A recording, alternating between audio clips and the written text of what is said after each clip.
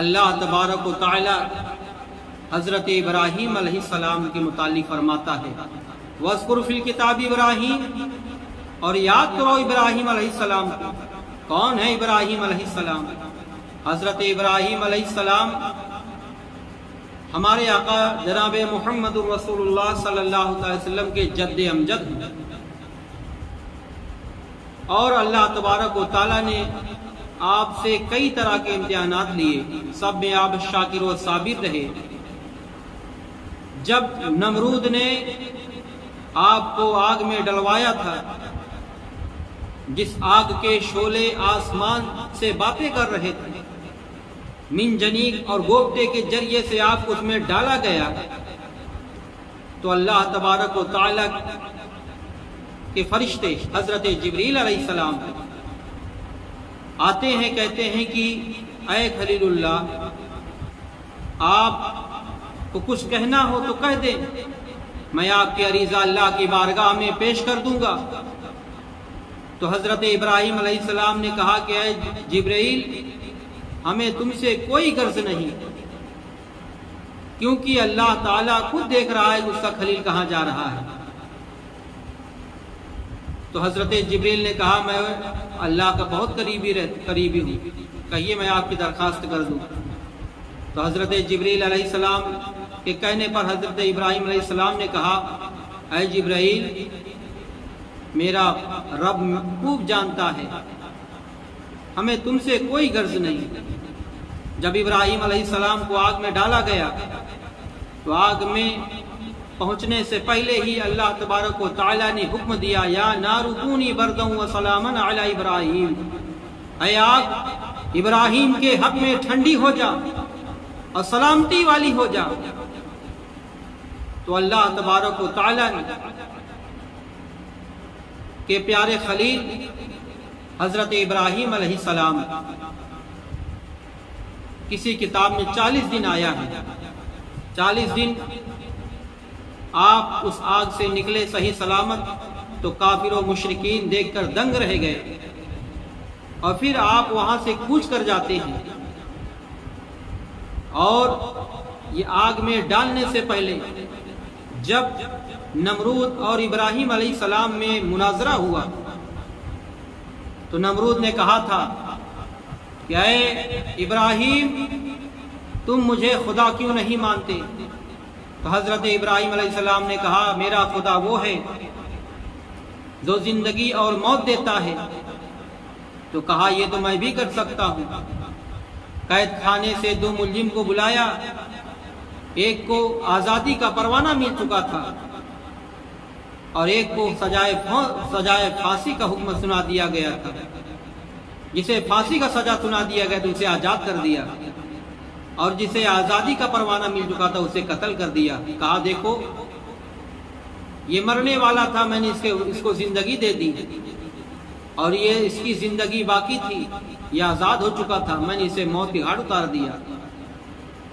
تو حضرت ابراہیم علیہ السلام نے کہا نا سمجھ، تو اپنے آپ کو خدا کہتا ہے، تو میرا خدا وہ ہے جو پورب سے سورج کو نکالتا ہے اور پچھم میں سورج کو ڈبوتا ہے، تو اپنے آپ کو خدا کہتا ہے تو مغرب سے سورج کو نکال دے۔ تو نمرود لاجواب ہو گیا۔ حضرت ابراہیم علیہ السلام جب بت خانے میں پہنچے تھے اور اس بت خانے کو توڑ ڈالا تھا، تو ابراہیم علیہ السلام کو جب بلایا گیا تھا کہ ہو نہ ہو ایک نوجوان ہے، اسی کا کام ہے، تو سب ہاتھ پیر توڑ ڈالے تھے، کسی بت کا، کسی کا کان، کسی کا ہاتھ، کسی کا ناک، کسی کا پیر، کسی کا سر، اور جو اس میں سب سے بڑا بت تھا اس کے کندھے پر کلہاڑی رکھ کے چلے آئے تھے۔ جب ابراہیم علیہ السلام کو دشمنان خدا نے بلایا، کہا ابراہیم تم نے ہمارے خداؤں کا کیا حال کیا ہے؟ تو حضرت ابراہیم علیہ السلام نے کہا ان میں سے جو سب سے بڑا ہے وہی کیا ہے۔ تو کافروں نے سمجھا کہ جو بڑا بت ہے جس کے کندھے پہ کلہاڑی ہے اسی نے ایسا کیا ہے۔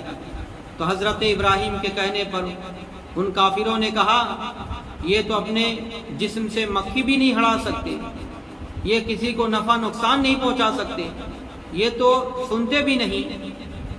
تو حضرت ابراہیم علیہ السلام نے کہا ان سے پوچھ لو، کہا یہ بول بھی نہیں سکتے، تو کہا تف ہے تمہارے عقل پر، تم ایسے کو خدا مانتے ہو جو نہ سنتا ہے نہ بولتا ہے، نہ کسی کو نفع پہنچا سکتا ہے نہ کسی کو نقصان پہنچا سکتا ہے، تف ہے تمہارے عقیدے پر، افسوس ہے تمہارے خیالات عقیدے پر۔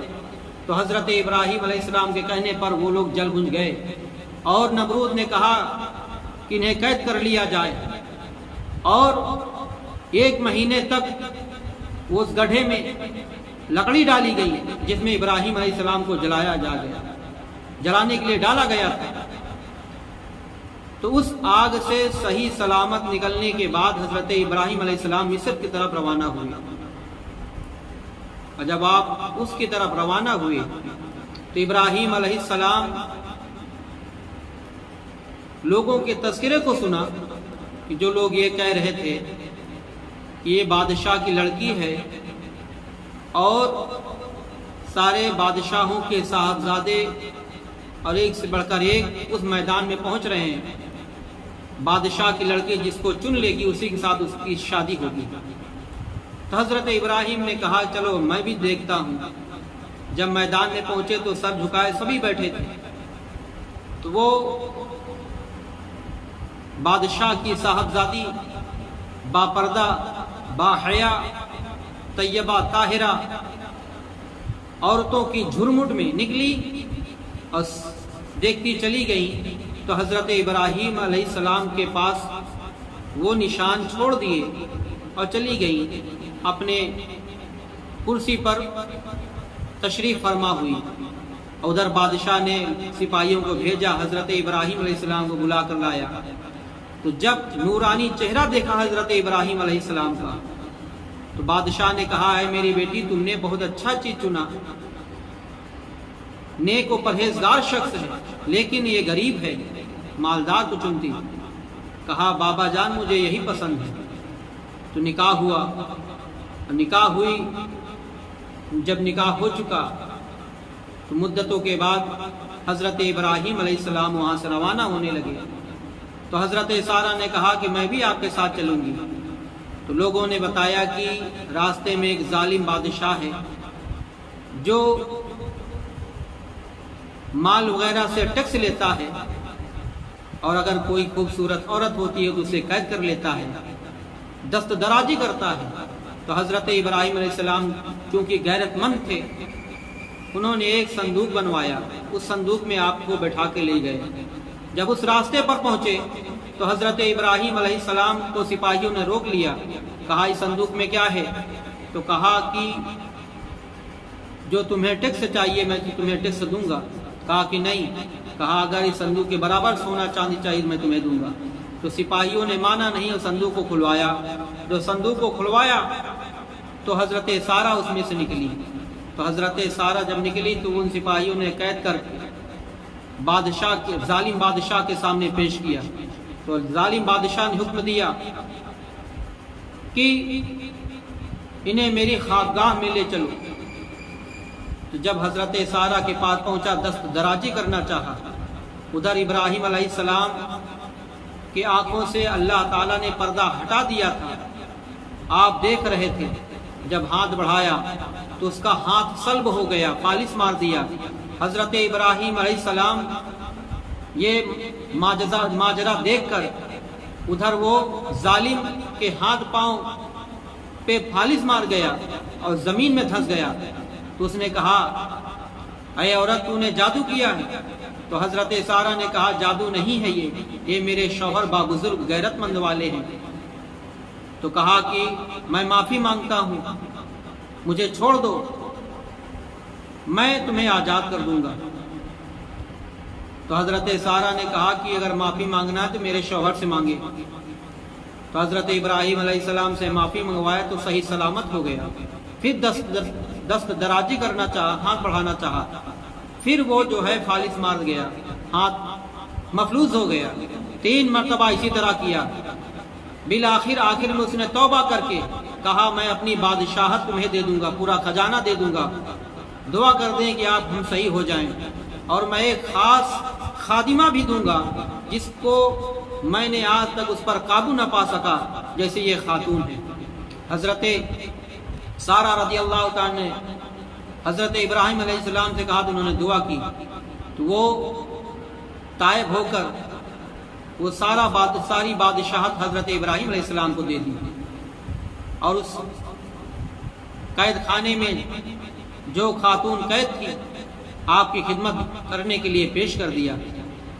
تو حضرت سارہ نے حضرت ہاجرہ رضی اللہ تعالیٰ عنہ کو ساتھ لے کر جب وہاں سے روانہ ہوئی تو حضرت ابراہیم علیہ السلام نے بادشاہت کے 2 حصے کیے، اور ایک حصہ اس کو دے دیا اور ایک حصہ میں آپ اختیار کیے جو کنان کی طرف تھا۔